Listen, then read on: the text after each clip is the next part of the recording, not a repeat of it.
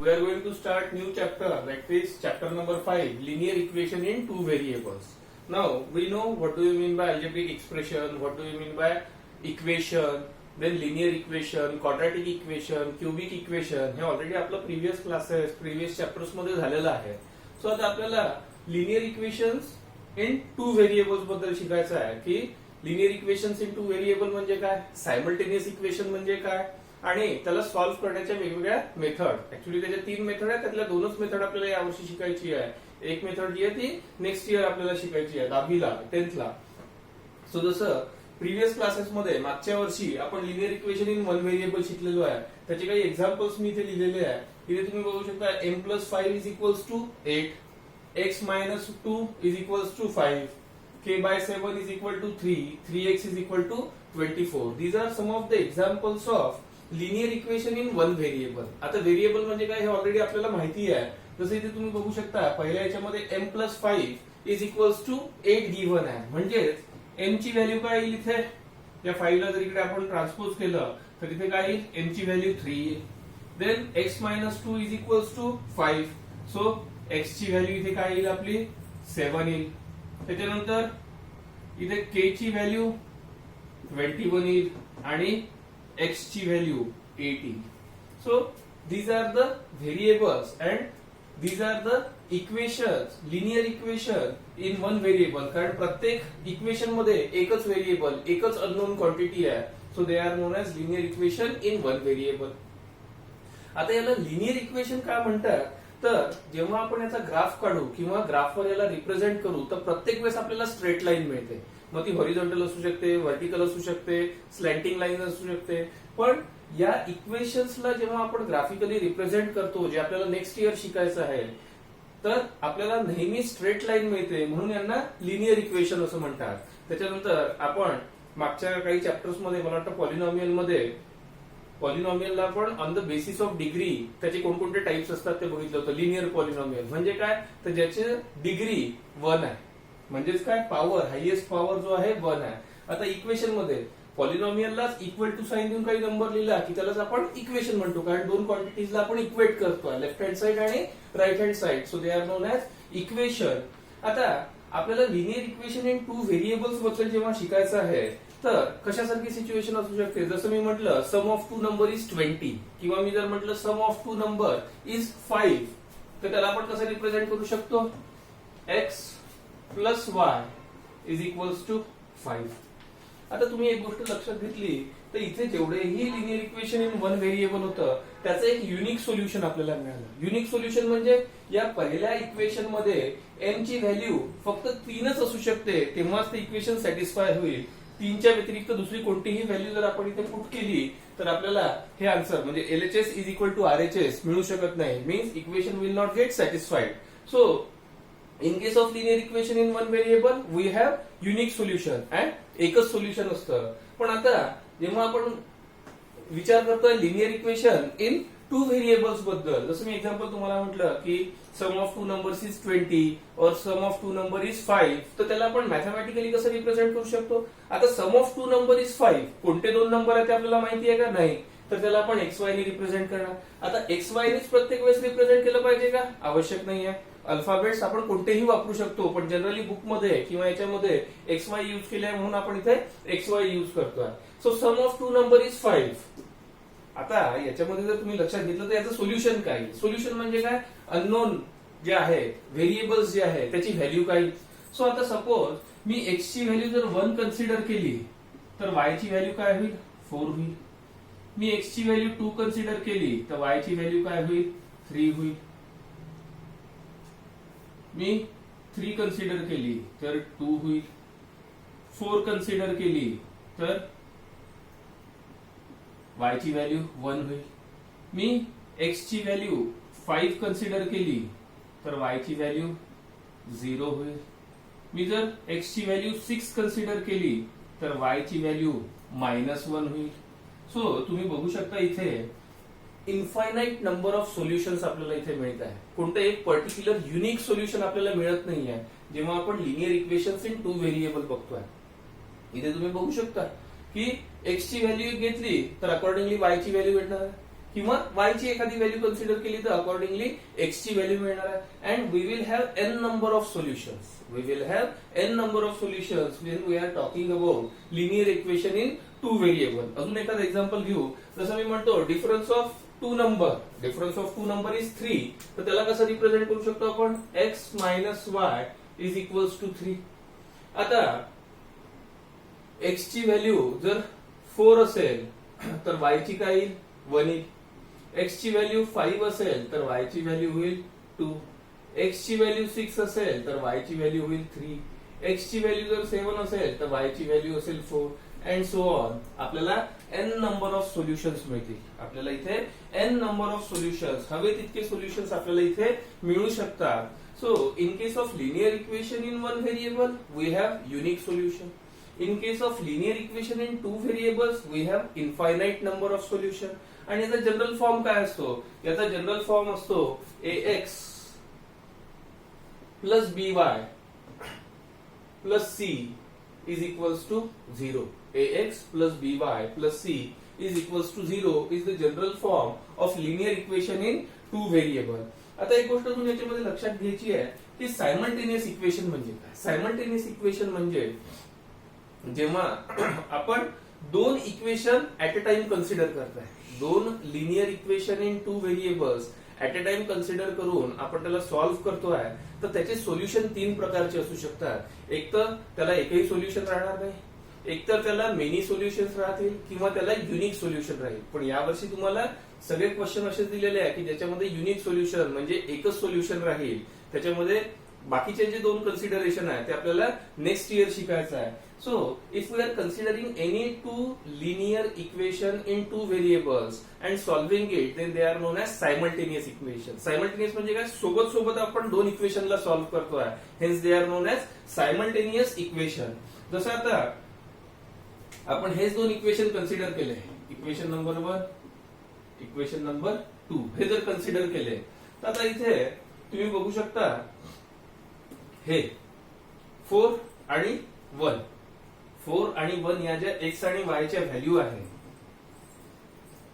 4 आणि 1 याच्यासाठी पण लागू होतं की x ची व्हॅल्यू 4 आहे, y ची व्हॅल्यू 1 आहे.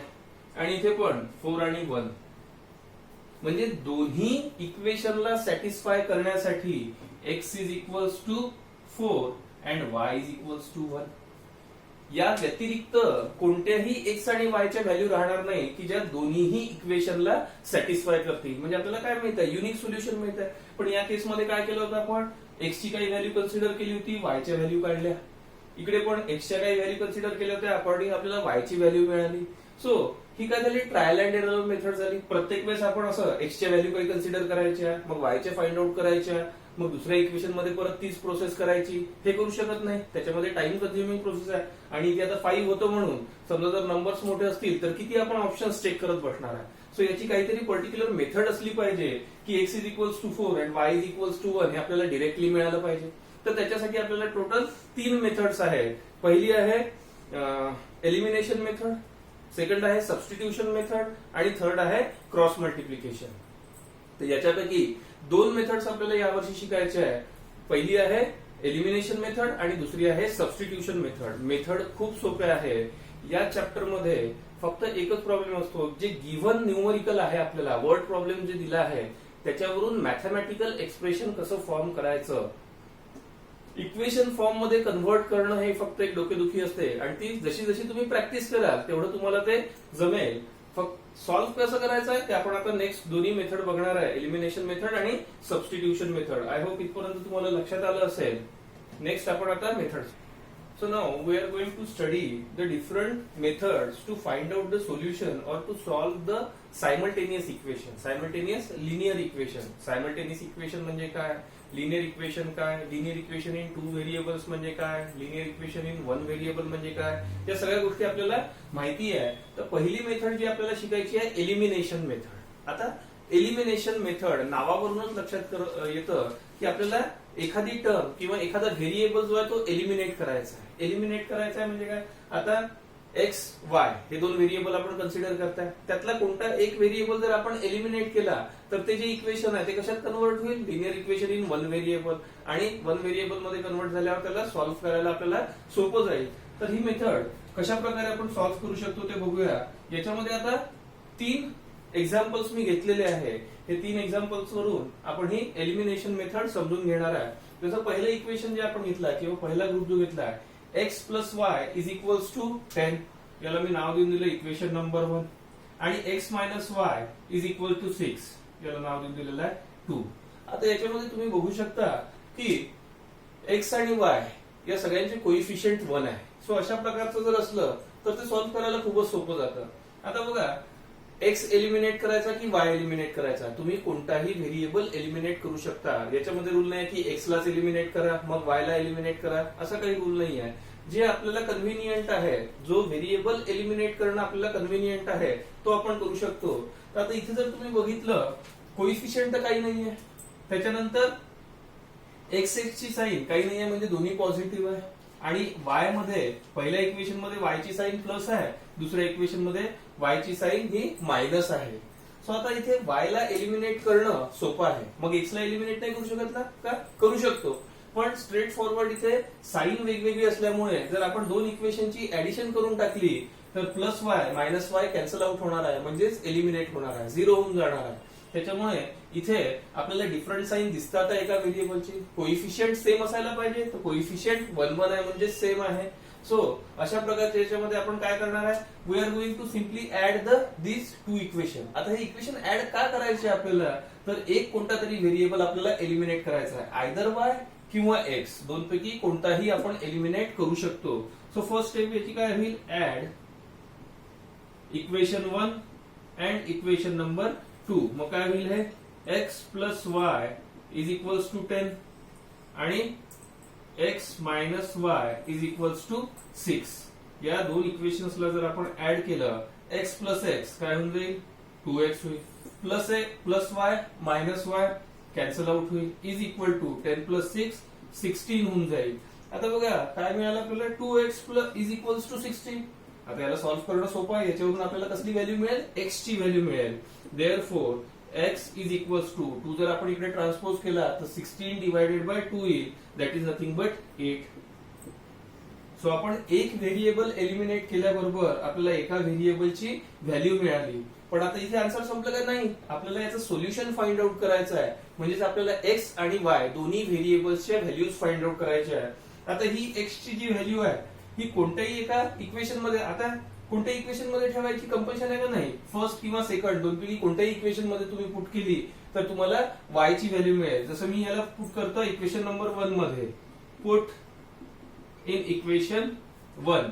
मग काय मिळेल, एक्सच्या जागी आता 8 पुट करणार, 8 plus y is equals to 10. Therefore y is equals to 10 minus 8, that is nothing but 2.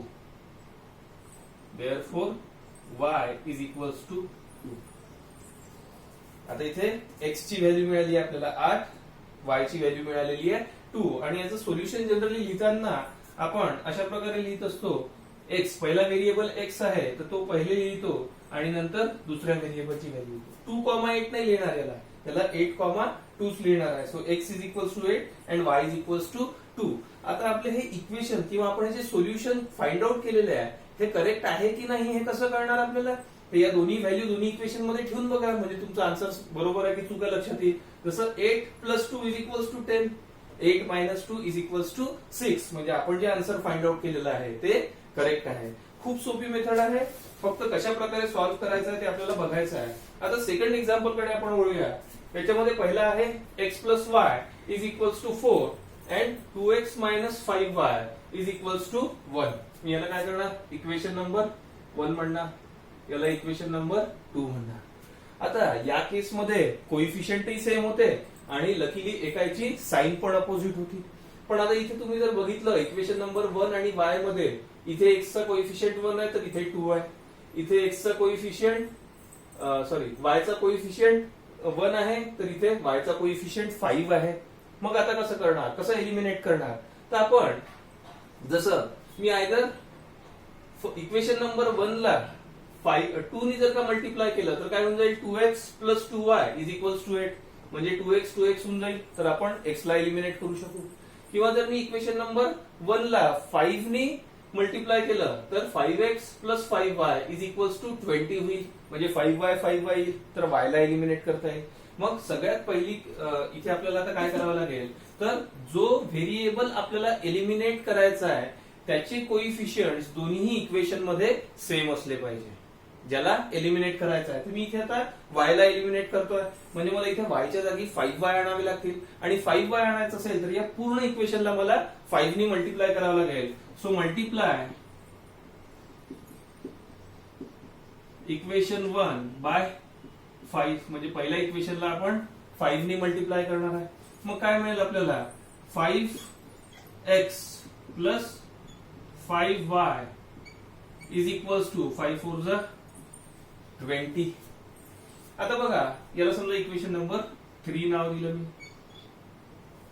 आता 2 आणि 3 याच्यामध्ये जर आपण बघितलं तर 5y इथे दोन्ही ठिकाणी आहे. याची साइन प्लस आहे याची साइन मायनस आहे. सो आपल्याला सिम्पली काय करायचं आहे ऍड इक्वेशन 3 अँड 2. 3 आणि 2 ला जर आपण ऍड केलं तर आपण 2 आता इथे लिहून घेऊ 2x minus 5y is equals to 1. या दोन्ही इक्वेशनला जर आपण ऍड केलं तर काय मिळेल इथे 7x 5 plus 5y minus 5y cancel out होईल is equals to 21. Therefore x is equals to 21 divided by 7 that is 3. So आपल्याला x ची व्हॅल्यू मिळाली. आता ही x ची व्हॅल्यू कोणत्याही एका इक्वेशन 1 2 3 मध्ये ठेवली तर आपल्याला y ची व्हॅल्यू मिळेल. जसं मी फर्स्ट इक्वेशन मध्ये ठेवतो पुट इन इक्वेशन 1. आता 1 मध्येच ठेवली पाहिजे का नाही तुम्ही कोणत्याही एका इक्वेशन मध्ये ठेवून बघा फर्स्ट सेकंड और थर्ड तुम्हाला x ची व्हॅल्यू पुट केल्यानंतर y ची सेम व्हॅल्यू मिळणार आहे. तर मी पहिल्या याच्यामध्ये ठेवतोय x ची व्हॅल्यू किती आहे 3 आहे. So 3 plus y is equals to 4. Therefore y is equals to 4 minus 3. याची साइन काही नाही आहे म्हणजे राईट हँड साइडला प्लस आहे राईट हँड साइडला गेल्यावर मायनस होईल. Therefore y is equals to 1. आता अगेन आपलं सोल्युशन करेक्ट आहे की नाही हे बघण्यासाठी आपण काय करू शकतो या व्हॅल्यूज दोन्ही इक्वेशन मध्ये पुट करून बघा. तुम्हाला LHS is equal to RHS मिळेल. जसं पहिल्या याच्यामध्ये ठेवली तर 3 प्लस 1 4 येईल. नंतर इथे 3 2 जा 6 मायनस 5 1 जा 5 6 मायनस 5 1 म्हणजे आपला आन्सर जे आहे ते करेक्ट आहे. त्याच्यानंतर थर्ड न्यूमरिकल. आता याच्यामध्ये आपण बघू शकतो इथे 3x प्लस 5y आहे आणि इथे x आणि 3y आहे म्हणजे परत याच्यासारखंच कोइफिशियंट जे आहे ते x चाही सेम नाही आहे आणि y चाही सेम नाही आहे. तर आता आपण इथे समजा x चा कोइफिशियंट हा सेम करायचा म्हटला x ला मला एलिमिनेट करायचा. आपण आधीच्या दोन्ही याच्यामध्ये y ला एलिमिनेट केलं. आता एक एक्झाम्पल पाहू ज्याच्यामध्ये आपण x ला एलिमिनेट करतोय. आता x ला एलिमिनेट करण्यासाठी दोन्ही इक्वेशन मध्ये याला मी म्हटलं इक्वेशन नंबर 1 याला म्हटलं मी इक्वेशन नंबर 2. तर दोन्हीही इक्वेशन मध्ये आपल्याला काय करावं लागेल कोइफिशियंट x चा सेम आहे की नाही बघावं लागेल. नसेल तर तो सेम करावा लागेल.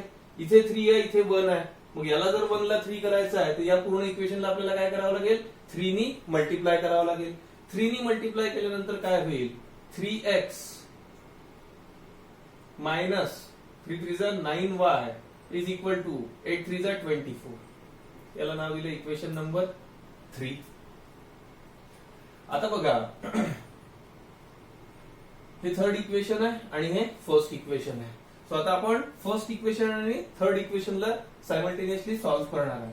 इथे पण 3x आहे इथे पण 3x आहे पण हे कॅन्सल आउट नाही होणार आपण ऍड केल्यावर कारण याची पण साइन पॉझिटिव्ह आहे याची पण साइन पॉझिटिव्ह आहे त्याच्यामुळे हे ऍड नाही होऊ शकत.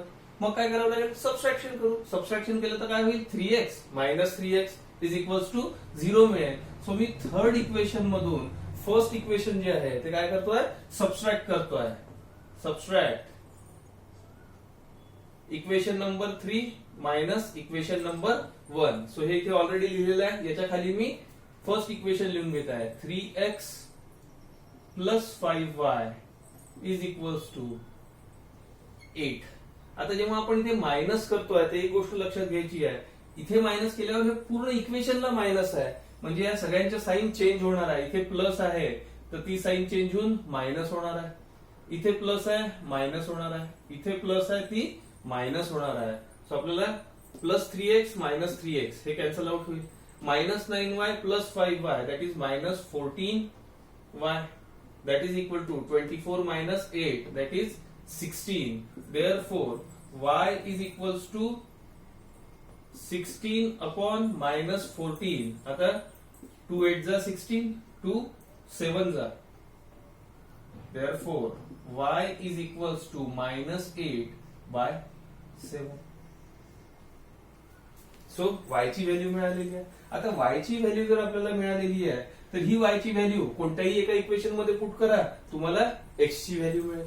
खूप सोपं आहे. फक्त याच्यामध्ये आपल्याला लक्षात ठेवायचं आहे की कोणताही एक व्हेरिएबल जो आहे तो आपल्याला एलिमिनेट करायचा आहे. जसं याचं नाव दिलेलं आहे एलिमिनेशन मेथड. सो कोणताही एक व्हेरिएबल आपल्याला एलिमिनेट करायचा आहे. इथे नेक्स्ट मेथड जी आपण बघणार आहे ती आहे सबस्टिट्यूशन मेथड. ते आपण बघू.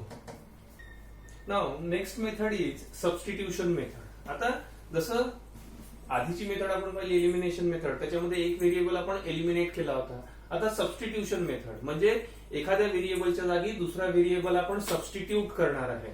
तर आता आपण जे लिनियर मेथड मध्ये एक क्वेश्चन घेतला होता तो तिथे कन्सिडर करताय. X plus y is equals to 4 and 2x minus 5y is equals to 1. आता बघा एक्स आणि आता याच्यापैकी कोणत्याही इक्वेशन मध्ये आपण कोणत्याही एका इक्वेशनला इन टर्म्स ऑफ एक्स किंवा इन टर्म्स ऑफ वाय लिहू शकतो. जसं मी पहिले इक्वेशन घेत आहे तर याला आपण इन टर्म्स ऑफ एक्स लिहून घेतलं म्हणजे काय, एक्स सोडून बाकी सगळ्या व्हॅल्यू राईट हँड साइडला शिफ्ट करायच्या. सो फर्स्ट इक्वेशन वरूनच मी लिहू शकतो x is equals to 4 minus Y.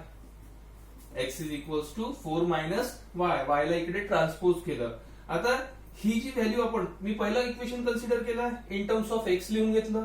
आता ही एक्स ची व्हॅल्यू पुट करणार मी सेकंड इक्वेशन मध्ये. जर तुम्ही पहिल्या इक्वेशन मध्ये ही अरेंजमेंट करत असाल तर ते सेकंड इक्वेशन मध्ये आपल्याला पुट करायचं आहे. समजा जर मी सेकंड इक्वेशन घेतलं असतं, आता मी सेकंड इक्वेशन का नाही घेतलं, कारण याला जर मी इन टर्म्स ऑफ एक्स लिहून घेतलं असतं तर ते काय झालं असतं 2x is equals to 1 plus 5y. Therefore x is equals to 1 plus 5y upon 2. मग मला ही व्हॅल्यू पुट करावी लागली असती फर्स्ट इक्वेशन मध्ये.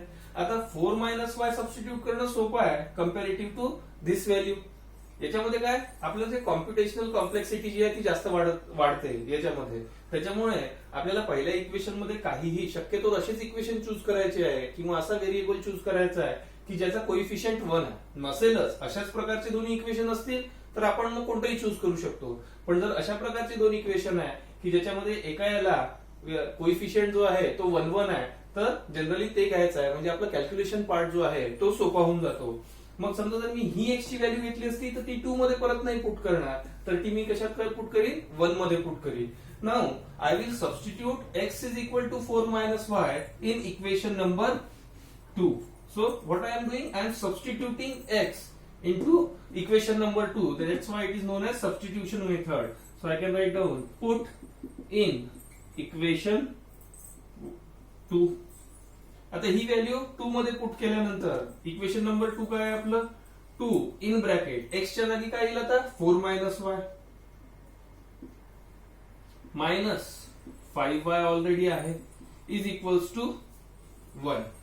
आता बघा आपल्याला इथे काय मिळत आहे, ही ब्रॅकेट आपण ओपन करणार म्हणजे काय होईल 2 4 जा 8 minus 2y minus 5y is equals to 1. आता 8 ला इकडे ट्रान्सपोज करणार minus 2y minus 5y will be minus 7y is equals to, या 8 ला जर मी इकडे ट्रान्सपोज केलं तर काय मिळतं 1 minus 8. Therefore minus 7y is equals to minus 7. Therefore y is equals to minus 7 by minus 7.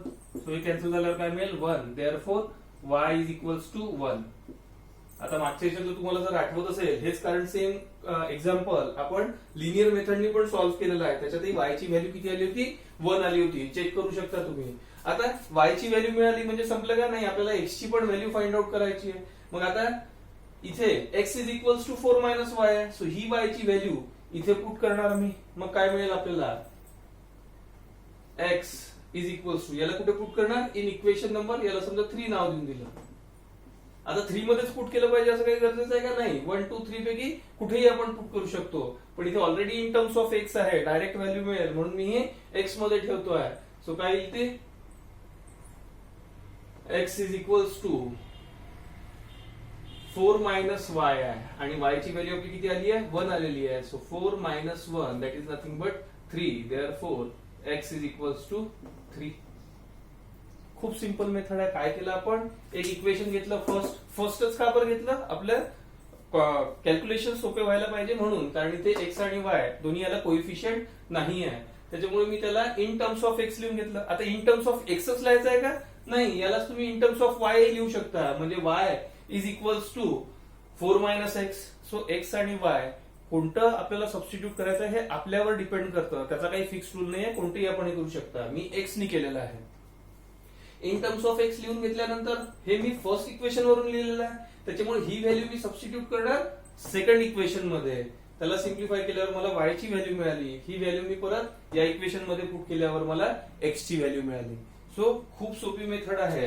आता याच्यामध्ये तुम्ही बघू शकता, हे आपण सेम क्वेश्चन आपण लिनियर मेथडनी पण सोडवला आणि एलिमिनेशन मेथडनी पण सोडवला. सो एक्सरसाइज मध्ये तुम्हाला जे क्वेश्चन दिले असतील तर ते तुम्ही दोन्ही मेथडनी जर सॉल्व्ह केले तर आन्सरही चेक करायला सोपं होईल आणि दोन्हीची प्रॅक्टिस होईल. भलेही तुम्हाला सांगितलं असेल की एलिमिनेशन मेथडनी सोडवा, तुम्हाला सांगितलं असेल की सबस्टिट्यूशन मेथडनी सोडवा, पण आपल्याला माहित आहे की आपण दोन्ही मेथडनी ते क्वेश्चन सॉल्व्ह करू शकतो. तर इररिस्पेक्टिव्ह ऑफ तुम्हाला कोणत्याही करायला सांगितलेलं आहे, ऍज अ प्रॅक्टिस म्हणून तुम्ही एक्सरसाइजचे सगळे क्वेश्चन दोन्हीही मेथडनी सॉल्व्ह करू शकता and you can tally your answers.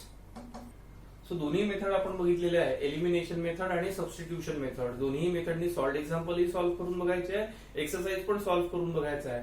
एक फक्त गोष्ट सांगायची राहिली, जसं आपण general form of linear equation काय आहे ते ऑलरेडी बघितलेलं आहे. मगाशी मी तुम्हाला सांगितलं ax plus by plus c is equals to 0. हे आपलं general form of linear equation in two variable आहे, where a b c are any real numbers and a और b cannot be equal to 0. a आणि b हे 0 होऊ शकत नाही.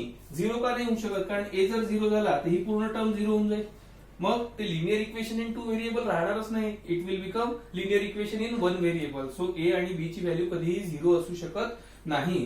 आता आपण जे न्यूमरिकल सॉल्व्ह केले दोन्ही मेथडनी, त्याच्यामध्ये जनरल फॉर्म मध्ये नव्हतं, x plus y is equals to 4 अशा याच्यामध्ये होतं. तुम्हाला कन्फ्युज करायसाठी अशा प्रकारे देऊ शकतात, जसं इथे 3x plus 2y minus 11 is equals to 0 लिहिलेलं आहे, जनरल फॉर्म मध्ये लिहिलेलं आहे. तर डिरेक्टली याला असं सॉल्व्ह न करता याला आपण काय करू शकतो, आपण ज्या प्रकारचे इक्वेशन घेतले होते यालाच मी कसं लिहू शकतो, 3x plus 2y is equals to minus 11 ला तिकडे ट्रान्सपोज करणार तर प्लस 11 होऊन जाईल. आता इथे जर तुम्ही लक्ष दिलं 3x च्या खाली 2y ची टर्म आहे, हे अशा प्रकारे सॉल्व्ह नाही करता येणार. तर काय आहे, आपल्याला टर्म अदला बदली, x च्या खाली x, y च्या खाली y लिहावी लागेल. म्हणजे x ची टर्म मला पहिले लिहायची आहे तर त्याच्या साइन सकट ती पहिले लिहावी लागेल. म्हणजे इथे काय होईल, minus 4x plus 2y is equals two plus 15 ला राईट हँड साइडला घेतल्यावर काय होईल, मायनस 15 होईल. आता याला सॉल्व्ह करणं सोपं आहे. जसं याला समजा सॉल्व्ह करायचं आहे एलिमिनेशन मेथडनी, तर आपल्याला इथे दिसत आहे y चा कोइफिशियंट सेम आहे, तर याला आपण डिरेक्टली एलिमिनेट करू शकतो. पण दोन्ही याची साइन प्लस आहे, मग दोन्ही याची साइन प्लस आहे तर पहिल्या इक्वेशन मधून सेकंड इक्वेशन आपण सबस्ट्रॅक्ट जर केलं तर काय होईल, साइन चेंज होतील. सगळ्यात पहिले मायनसचं प्लस, प्लसचं मायनस, मायनसचं प्लस, मग काय होईल, plus 2y minus 2y cancel होईल. 3x प्लस 4x काय होईल, 7x होईल, is equals to 11 plus 15 will be 20, काय आहे 26. Therefore x will be equal to 26/7. मग ही व्हॅल्यू आपण कोणत्याही एका इक्वेशन मध्ये पुट करून y ची व्हॅल्यू फाइंड आउट करू शकतो. सो याच्यानंतर तुमचा प्रॅक्टिस सेट 1 आहे, तो प्रॅक्टिस सेट 1 सॉल्व्ह करायचा आहे. त्याच्यामध्ये जास्त क्वेश्चन नाही आहेत, मला वाटतं 3-4 क्वेश्चन्स आहेत. सो ते दोन्ही मेथडनी आपल्याला सॉल्व्ह करायचे आहे प्रॅक्टिस म्हणून. तुम्हाला पेपरमध्ये किंवा याच्यामध्ये एक्झाम मध्ये जर पर्टिक्युलर मेन्शन केलं असेल की एलिमिनेशन मेथडनी सोडवा तर त्याच मेथडनी सोडवावी लागेल. सबस्टिट्यूशन मेथडनी सोडवा तर त्याच मेथडनी सोडवावी लागेल. पण काही मेन्शन केलं नाही, फक्त सॉल्व्ह द सायमल्टेनियस इक्वेशन जर म्हटलं असेल तर तुम्हाला जी कन्व्हिनियंट वाटते, दोनपैकी तुम्हाला जी सोपी वाटते त्यांनी तुम्ही सॉल्व्ह करू शकता. सो प्रॅक्टिस सेट पहिला सॉल्व्ह करायचा आहे, बाकीचे वर्ड प्रॉब्लेम जे आहे ते आपण नेक्स्ट